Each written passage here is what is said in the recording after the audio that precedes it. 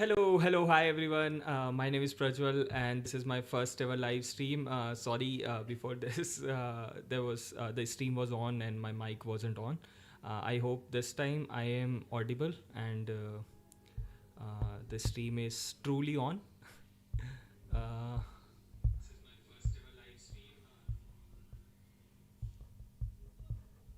I don't know though. Uh,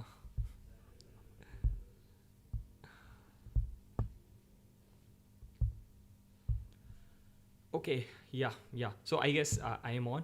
I was discussing about the channel.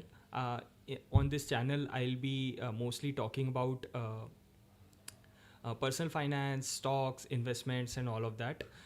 In between, I'll also be doing a lot of chess and a few other games, or like just discussing about career or anything in particular. Um, so for this particular stream, uh, I am going to discuss personal finance questions from Reddit. So let me start with it. Uh, Let me know if yeah, for sure. On this particular stream, nobody is watching because this is my first ever stream, and I haven't really told anyone to watch. But I hope somebody does in the future. And so I'm going to change the scene. I'm going to share my screen, and let's start taking personal finance questions. Okay. Uh, just a bit.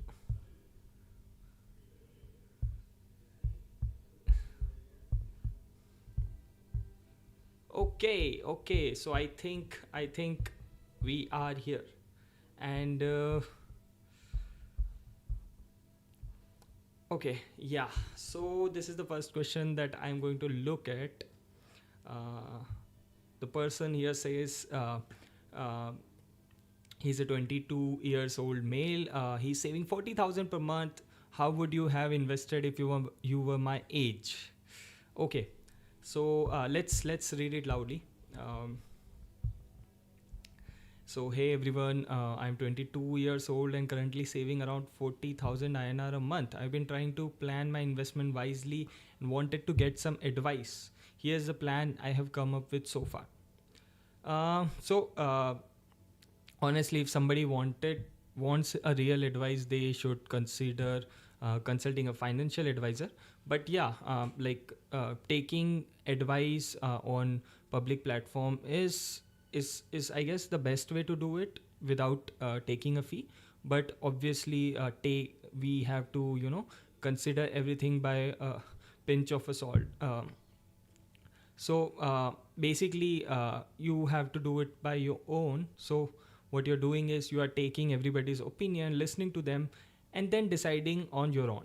So whatever I'm going to say, you can uh, you know uh, consider it, think about it, but no, don't take it as an advice. But I'm just sharing my thoughts. So yeah, so this is what is happening for him. He's saving 4,000 per month in PPF, and there is RD 2,000 plus 2,000, that 4,000 here as well. And then Nifty Next 50 Index Fund 9,600 per month, mid cap mutual fund, flexi cap mutual fund, small cap mutual fund. Um, Really well.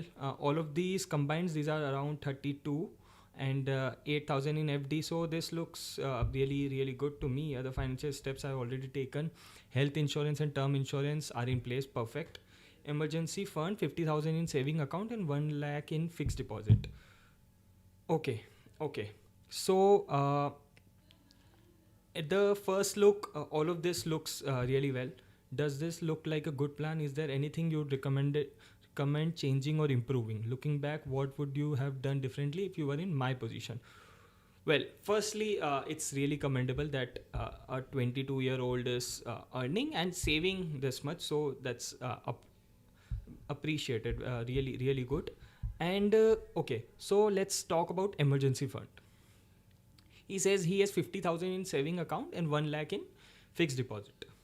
So, a general rule of emergency fund is you should keep 6 months worth of savings, 6 month worth of your monthly expenses in emergency fund. So for example, if your expenditure is say 50,000 a month, then multiply that by 6, and one should keep around 3 lakhs for emergency fund. This is the general thumb of rule, and it depends a lot on situation, right? So you haven't mentioned anything about the salary you have, the uh, or the expenses you do monthly.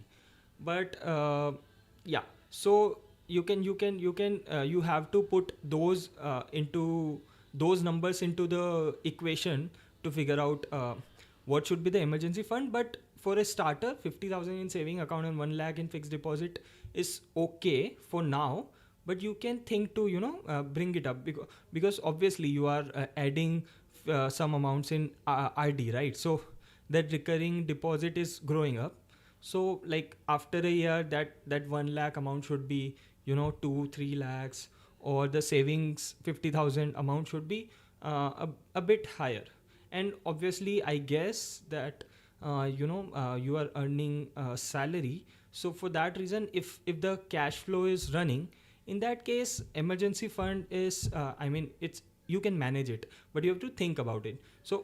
Why I'm saying this is because, let's say somebody is running a business. In a business, the cash flows are not recurring. You're not getting every month money every month, right?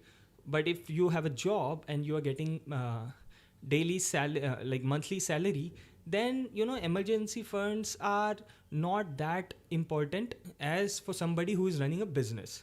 But so yeah, so as I say, in personal finance, it's more about personal and finance. So for example, if your family can also take care of you, you have a lot of friends, or you have parents who can in case some emergency comes, they can help you. In that case, emergency fund is not required. Why to hold this 1-2 lakh rupees in FD or savings account? You can might as well add it into your mutual funds or somewhere else, right? And in case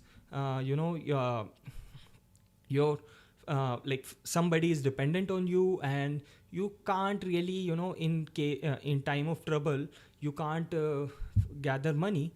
In that case, it is required that you have a bigger emergency fund, because emergencies can always come. It doesn't have to be a medical emergency or something like that, but it's just like opportunity. Let's say you got some really good opportunity to invest somewhere, or anything can happen. So this by the way, so emergency fund will what you're doing, I really like it. But you can think about a lot of these things. Health insurance and term insurance, really good. I mean, heads off. This is the first thing one must do, and you have already done it. This is really important. Lot of guys really forget this. They don't take care of it, and it doesn't it leads to problems sometimes. But this is okay. On your investments, I'm not going to say anything, because they look spot on. Little bit in so PPF, I am guessing. Okay, PPF, yeah, so this is fine. I mean, around 8,000 in FDs, and 32,000 in equity. So 80%, 20% sort of rule, which I have no complaints about it. Just keep adding to it. This is fine. Then another thing, what you can do is, one has to you have to think about your short-term goals. So these savings are overall okay, but you have to create a budget for like next 1 to 3 years, that this is in the future, this is a bike, or this is a car I'm going to buy, or some certain expenses are there that I have to do, or I'm going to a certain trip. For those things, it is better that you create a plan, and add your mutual funds or investments for that particular goal. So basically, you have to create your goals and bind the investments onto that. Because right now, like whatever the amount you're saving, So the biggest goal one person has is for retirement. So all of this is going into retirement, but as time comes up and you have definite goals, it really, uh, uh, it helps down in saving also. And um, overall the process becomes really good, because otherwise what happens is, once you sit on a corpus which let's say grows to lakhs and probably hopefully in crores, then what happens is, we start to think that, this I got this much money, and wow, let's just spend it on a car, or maybe after 2 3 years let's buy a home, or let's go to Europe, or let's go to somewhere fancy, let's start doing these things. And you start to forget that what expenses might come up. So like, try to figure out goals, and slowly you can, go to like reach financial independence, or um, as we call it, fire, right? Financial independence, retire early. So if that is the goal, but by the way, if you're 22 years old, I guess you're really sorted, you're going in a really great path. So that's our friend's turning quarter. Now let's come to the next question. I don't have much to say. Let's look at comments. We can definitely look at comments. um,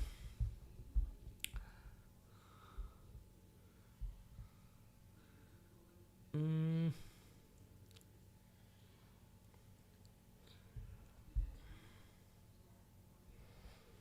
hmm.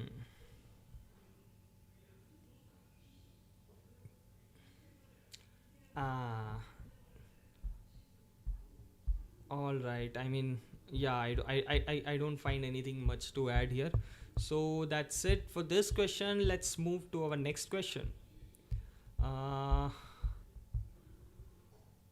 okay, this is really fun.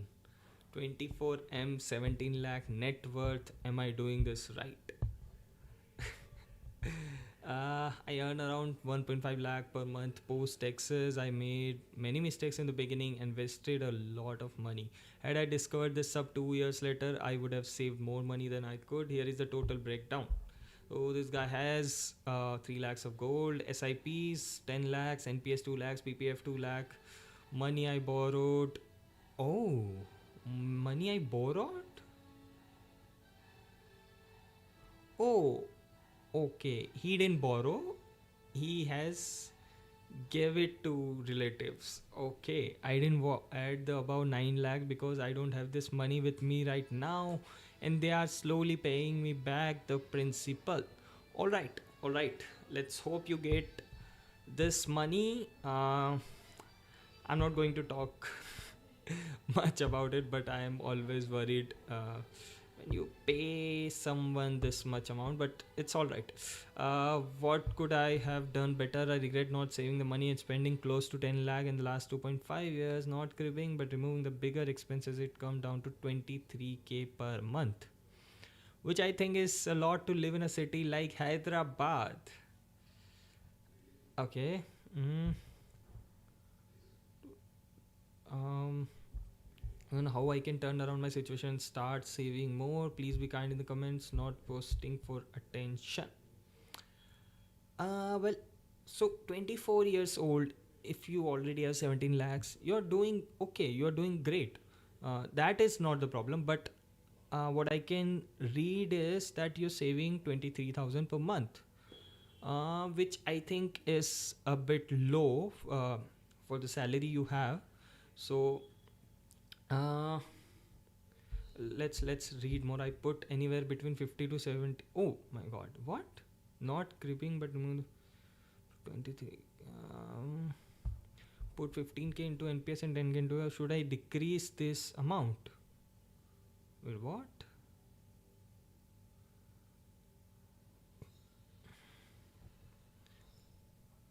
I think what he's trying to say is that 20, what is this 23k amount?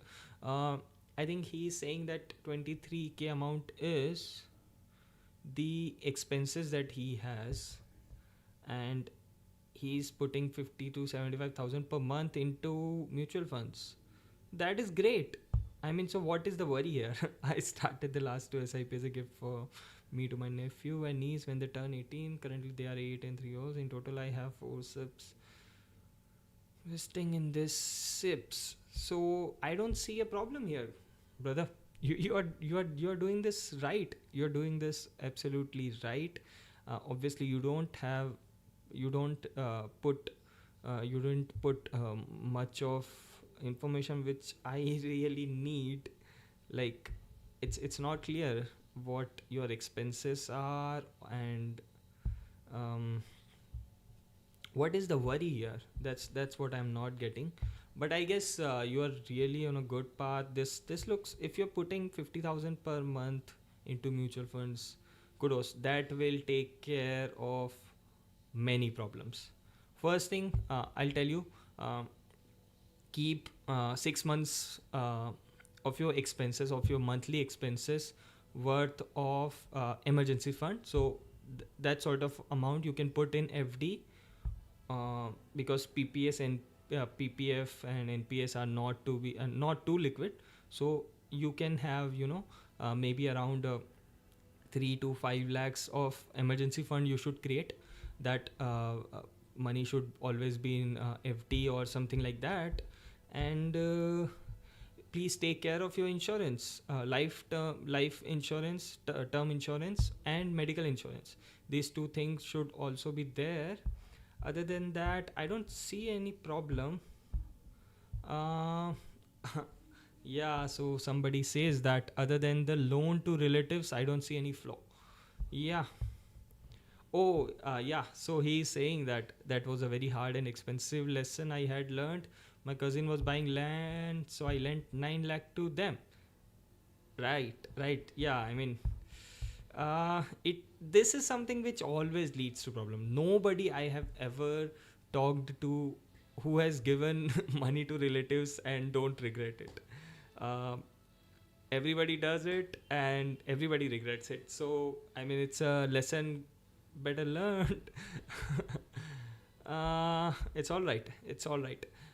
I think I have a rule on this. When it comes to giving money to friends or family, only give as much as you can afford. Only give as much that you know you are okay to lose, because in families it becomes really problematic. Don't expect that it's a money and I have given, like, that there are many cases which go really wrong and relationships become bad because of this situation. So I mean, generally avoid. And if not avoid, if it is real absolute emergency, then you got to do it. But I mean, for business or for work or for buying something or for these sort of things, only give as much as you can afford, right? uh, some advice is there that rather than saving more, try to brainstorm on something to make more money. Yeah, I mean, always look for some business or some opportunities where you can set your life. So that is really good. But yeah, I mean, this is right. You are you already mentioned that I'm not cribbing or something, but yeah, I mean, there's nothing wrong, dude. You're doing great. uh okay. uh okay. Okay, what is this question?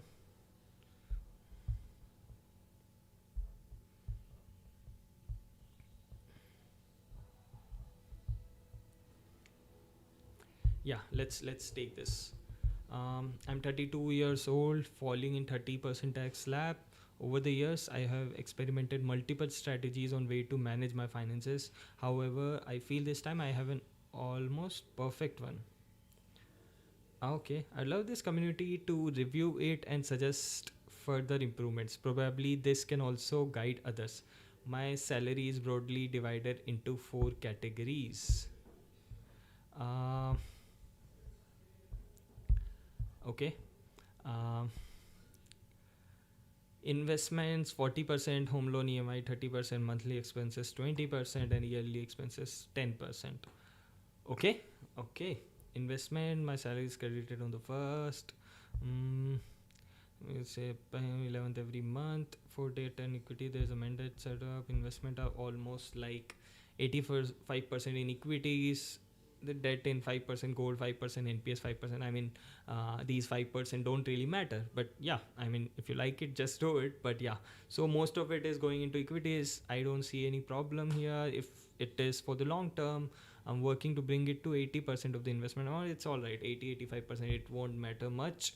Home loan EMI, this is an ongoing investment. The debit happens on 5th of every month from, so I leave this amount untouched. All right, all right. um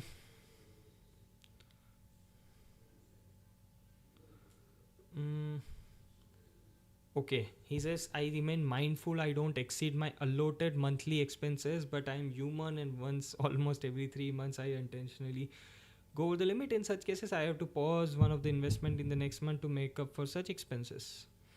Uh, I mean, you don't have to be really so mindful, because you have only allocated 20% to it.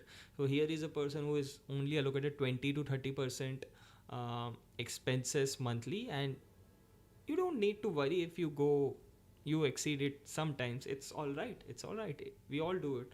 Um, I have to pause one of the investment in the next month. That is something which I don't like. Um, I mean, yeah, yeah. It's not SIPs, right? Um, yeah, yeah. That is okay. That is okay. But sometimes if you save more, then you might also be, So for this particular reason, what someone can do is, create a buffer, like 2-3 lakhs of buffer uh, in the savings account, or like you there is an option to uh, uh, in bank accounts, in savings account there is an option which is called auto sweep FD. So I mean, there is a certain amount, let's say 30 to 40,000. If more, if amount is more than 30 or 40,000 in the savings account, it will automatically convert into an FD. That sort of an option you can choose with your bank account, and one can really just keep a buffer in that saving account. So for 1-2 lakhs rupees are just sitting in the savings account, and every month you are taking whatever you have allocated, whatever that amount was, 40%, right? So that amount is going, and with the fluctuations sometimes, that amount is not coming into the savings account, but still there is buffer, and you can still invest the same amount, and it will basically balance out. So that is one strategy you can do, so that your 40% investment is always going into the investments. Then yearly expenses, this is really detailed. um, Subscriptions, insurances, vehicle. Okay, that is really good. I mean, you've made a list of all your expenses which are incurred every year. So basically, you have created a great budget, um, and you have created installments. So I mean, you're doing. So one of the thing, if somebody is intentional in personal finance, they are almost guaranteed to succeed. The people who fail to save money, or like to not do it, it is because of ignorance. If somebody is sitting there and writing a lot, like doing budget, or even using apps, or doing this sort of activity, they are almost definitely going to succeed. So I mean, kudos to this exercise. That's too much. I don't generally do this, but I mean, yeah, yeah, yeah. It's great. The salary credit. He has basically created a full algorithm, or an entire setup, that this.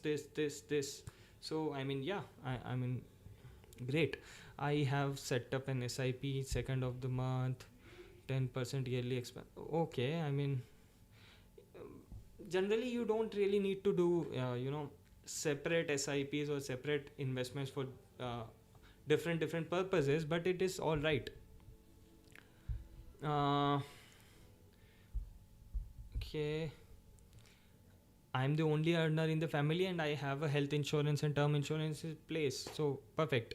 Parents and spouse are dependent on me. Okay, all right. I don't cheap out on these and opt the best ones for these two categories with a sufficient cover. Perfect. Great. I mean, these are the two most important things. And all right, my emergency funds, my current expenses for 6 months are placed in an FD in joint account. That's how you do it. That's how it is done. So I mean, perfect. This way I get higher interest rate and lower tax deduction. In my next appraisal cycle will increase my emergency fund to 9 months worth of expenses. All right, but if you're generally comfortable, you don't really need to do this. You can just add it to investments, right? um, in any case, I mean, if you have mutual funds or stocks or whatever investments, they are generally redeemable. So if you have investments and you're comfortable with it, it's fine that you have 6 months worth of emergency fund. You don't need to grow it much more. Just keep it in investments. If any case, if some emergency comes, you can always redeem your mutual funds for that particular emergency, right? So I mean, but it's up to your risk appetite, right? In any case, you want to decrease your equity allocation and move to little bit of FD. So if it that 80-20% allocation you have decided is suitable, then it's perfect. So all this is good until I have a job. The day something unfortunate happens to my job, all of this goes for a toss. Exactly. So you are aware about it. So I mean, right. So the best way is just keep adding to these investments, and once you have a big enough corpus, then you would be comfortable. Somebody would be, is always comfortable when um, you have a corpus which can at least just the dividends or just the interest can take care of your family. In that case, even if you take a 6 months or 1 year a break to figure out things and start a business or do something, then you are still okay. So I mean, I'm not specifically talking about just retiring, but just that burden that if my job is not there, how will I survive for next 3 months or 4 months? So that sort of comfort will come from your investments. So I mean, all right, this is the best budget I have ever heard, like very detailed, and the article itself is so detailed. So yeah, he in the end, so I am working to diversify my income by having a second source of income. This will most likely come from tutoring in my city over the weekend. Oh man, perfect. I mean, absolutely amazing. You have covered everything. Insurance is in place, emergency fund is there, the investments are going, the saving rate is good, um, the budgeting is there. You are also like taking care of diversification in the income. And I mean, this is how anybody should do. And this is amazing. This won't be sufficient but better than nothing. This is currently just a thought and I'm still exploring. I mean, wow, that's good. So yeah, I mean, even in the comment section, the boys are suggesting that the plan looks solid and your calculations are practical and good. Yeah, yeah. Yeah, it's perfect. Yeah, just I mean, nothing to speak about. Home loan EMI is there, so I mean, don't uh, go more than that 30%. But you're already 32-year-old male, so I mean, perfect in the 30% tax slab. Amazing, amazing.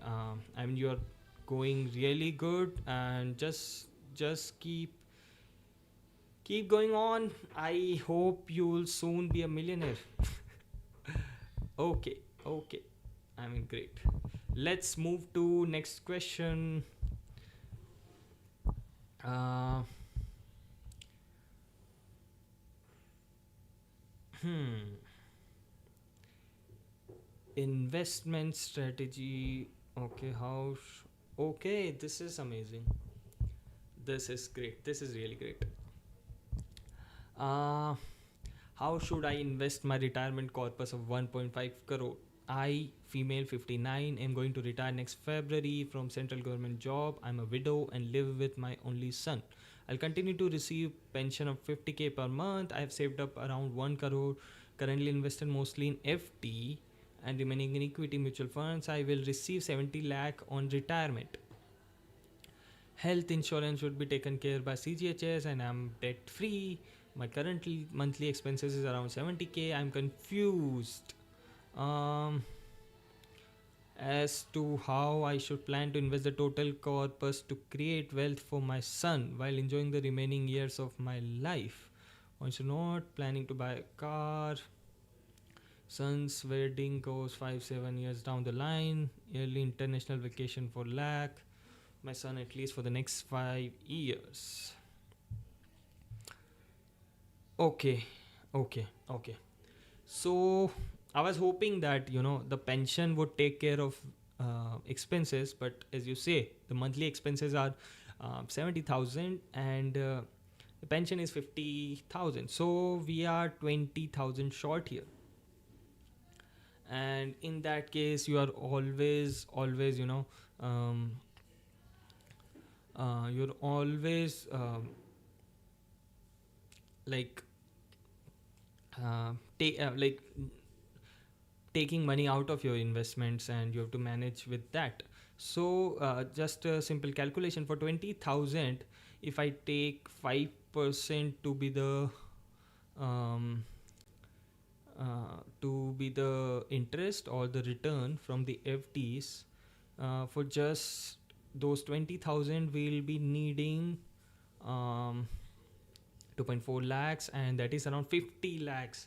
Oh man, yeah. So at least 50 lakhs is an amount which you'll be needing just to take care of the expenses in FD. So I would not touch those 80 lakhs of FD.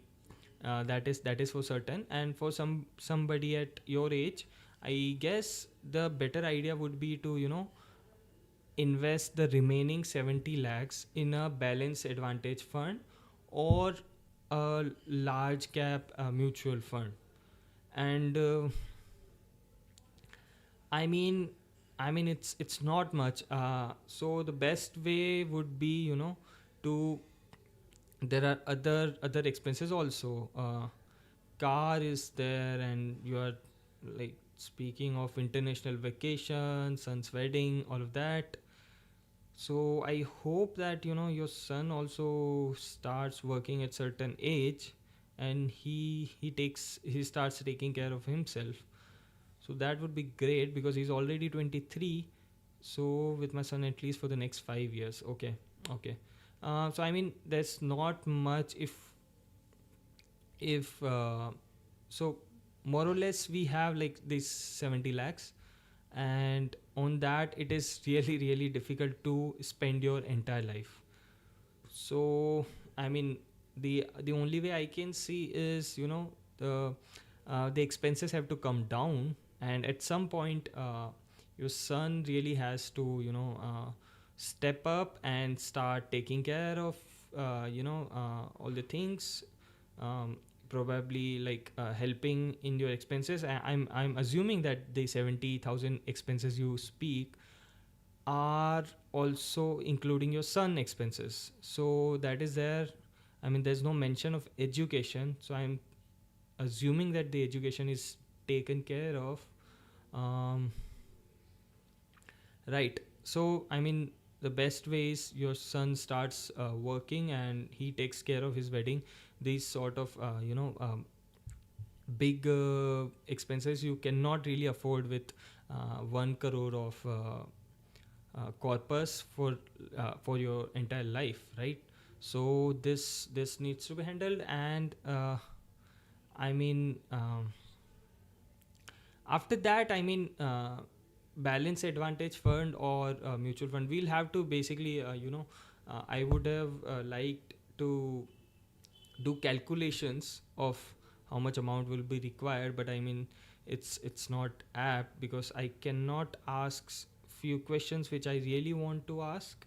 So I mean, overall, I'm really confused on this one. So let's look at some comments. Do not buy ULIP. Don't take advice from bank, insurance, LIC people. Perfect. Yeah, definitely not. Yeah, I mean, it's better to consult a financial advisor.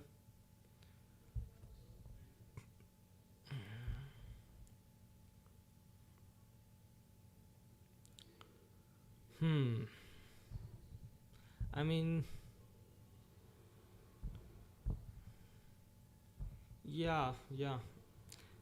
I mean, there are many things which, so like for starters, this corpus of 1.5 crore looks really big, but if you're really, going to travel internationally and take care of your son, and with inflation and everything, this is not going to last longer, and I'm really worried about that point. So I mean, the best thing would be to consult a finance advisor, and because we also have to take, like, think, so there is no mention of a house.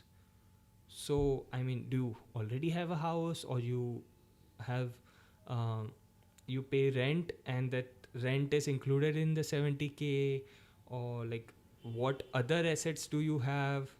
So I mean, there are many things which needs to be discussed. So it's best to consult a financial advisor.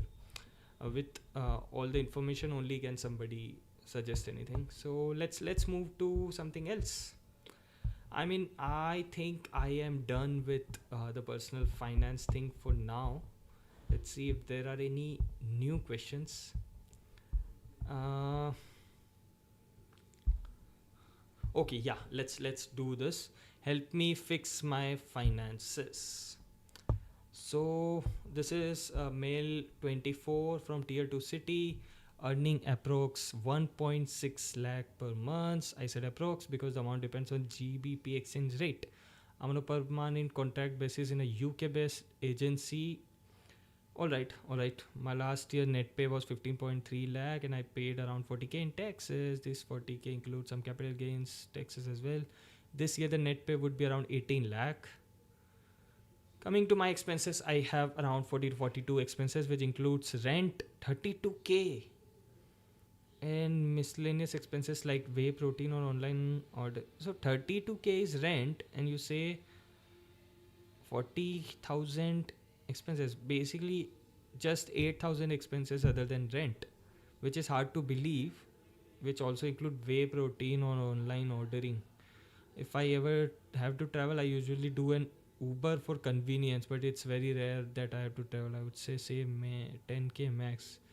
I don't really think 10k is would be the amount. I don't think you have really calculated, but it might be true because where is food, electricity, and internet, everything is coming from. I can't imagine 10k as expenses, but all right. Then there are yearly expenses like Wi-Fi bill, phone bill, healthcare, which would be around 50k. My health insurance is not giving a lot, but around 7.5 lakh assurance. I have no EMIs or loans, really good, or SIPs or any other spending apart from giving money to mom when she needs. Aha. I also have an extra income of 2 to 3 lakhs from freelancing, which goes directly in my mom's account, so it's not taxed. Yeah, perfect. Coming to my investments, around 18 lakhs in stocks, amazing. 5 lakh in ELSs, 4 lakh in unlisted stocks. That's really, I mean, I don't want to speak of anything. It might be ESOPs or something like that. Around 2 lakh stocks in my mom's account, 2.5 lakh given to uncle and sister, would be getting 12% interest. Okay, really? But yeah, yeah. So I trust you there on 2 lakh from uncle and 0 from sister. Okay, all right. Took to invest in IPO, it's all right. 8.4 lakh in bank. Okay, okay, yeah. So this is too much for an emergency fund, but because of the reason you mentioned that you are scared of losing your job or something like that, if you are comfortable with it, it's all right. All right. This must be an FD, I imagine. So before I forget, 1 lakh in crypto, which I never count in my portfolio anymore. Uh, okay, all right. I don't own a house, nor do I plan to, but my grandparents have a small house which is rented, and the rent is kept by my dad. If we ever want to buy a house, then it will be after we sell this one and take a loan for remaining amount. But I can still easily hold it off for another 2 to 3 years. Current worth of house should be 50 lakh. Let's take it out of the equation. Now my main problem is that I don't regularly invest my money. I have a research analyst who got me to invest in a lot of companies, and most of them have given great returns. My XIRR is 26.7%. Don't be illusioned with this return. It might have come in a short span of time, so don't imagine that this is what you're going to get forever. But all right, even half of that is really wonderful for long term. For your information, my analyst charges me 6K per year, and he has already done my risk analysis before suggesting me stocks. I mean, if he's doing good for you, I mean, I have no complaint. But all right, all right. I don't know what's the best way to invest my salary. I'm not a MF fan. My sister invests 10K a month in MF, and she has insane expense ratio. I'm not looking for plain MF advice. If you want to suggest me a fund, then please do explain why I should do it. All right. All right. I mean, uh, it's okay. It's okay if you don't do MF. That is all right. If you want to invest directly into stocks, that is also okay. But I mean, you are already putting so much money in bank, right? In bank FD. So that bank FD is, giving you how much return. So I think in ELSS also, and I mean, yeah, around 10 lakhs in FD, right? Um, and that amount would be giving you how much return? 6%, 7%, right? 8% max. And if you just park that money into mutual funds, let's say a balance advantage or a large cap mutual fund, or just index fund, just an index fund, right? That I think should be. I mean, the general consensus is that Indian equities give 12 to 13% returns, but I mean that is not always true. But even if it gives 10, 11, 12%, you're sorted, brother. The 2, 3, 4% of margin you're getting, that will really add up to it. So at least it is better than the FD. And even if you put the money in mutual funds, it is redeemable if it is required. I mean, yeah, there is an off chance that um, the markets crash at 50%, and at that very moment you need that money and you're not able to redeem or something like that. But what are the chances? And before that, how much will it grow? And you already have a running salary, right? So I mean, it definitely depends upon the risk you can take. But if you're putting money in stocks, and at one point you are putting your money in crypto, and a lot of money in FD. So I mean, so basically mutual fund, it's sort of a balance between between both, right? In mutual funds, the expense ratio would be 1 or 2%, right? Just put money in direct MF funds. What is the problem with that? Some sort of a flexi cap fund like Parag Parikh, SDFC, or whatever. I mean, so, and don't go by stock advisors if you don't really understand it. If you understand it, it's all right. But if you're paying an analyst for it, and you think that the analyst is going to give you crazy returns for long term, I mean, this is um, I'm really skeptical about it. Nothing against your analyst. He has done a great job, but if you don't understand it, then why? I mean, this is very risky, right?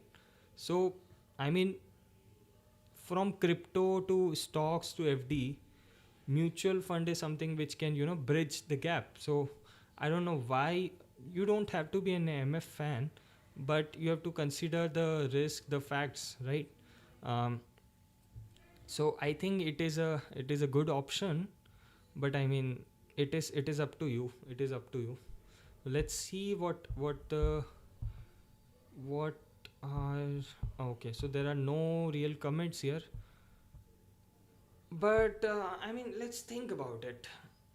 Um, if you're not an MF fan, what other options do we have? We have gold. Uh, Gold investing is there. Sovereign gold fund was there, but I mean, that is also not going to be continued. That's what I hear. ELSSMF. Okay, I mean, you did it only because of taxes, right? Um, but I mean, and you did not mention. So you are basically saving around 1 lakh rupees every month. That's what I can see. And where is that money going right now? That you have not mentioned. But I mean, so let's you can start with something like, split that particular amount, 50,000 in mutual funds and 50,000 in your stocks, and see it for 1 or 2 years and see who is doing better. Compare it for yourself. Don't compare that 26.7% return you have got in the past year. Forget that. From now on, let's split that amount and let's see for a couple of years, and after that you change your allocation. If you think that your stocks are doing well and the MF is not, then you can reduce the MF allocation and go to the stock allocation. But I mean, uh, let's see how it goes. But um, in stocks or in whatever, I mean, if you're saving 1 lakh per month into either of those or even in FD, I mean, overall you are doing well. So I mean, that's fine. Help me fix my finances. I mean, there's not much to fix, is all I can say. Because you have not really mentioned how much you are investing every month, but I would assume it is around 1 lakh, so that would be really appreciable. It's amazing. Um, just keep adding into stocks or MF, and yeah, all right. If you I think you should consider MF, but let's see how it goes. Okay, all right, everyone. Uh, Let me see if anybody is watching. I hope somebody is watching. Uh, I don't really know if anyone is watching as of now. But in case you're watching, please stay tuned. If you want to, if you have any, if you have any personal finance questions of your own, please post it in the comment section, or any question which is related to finance or stocks, investments, and anything else also. I mean, I would like to share my thoughts about it. And thanks for watching. I am going to go for now, so bye bye.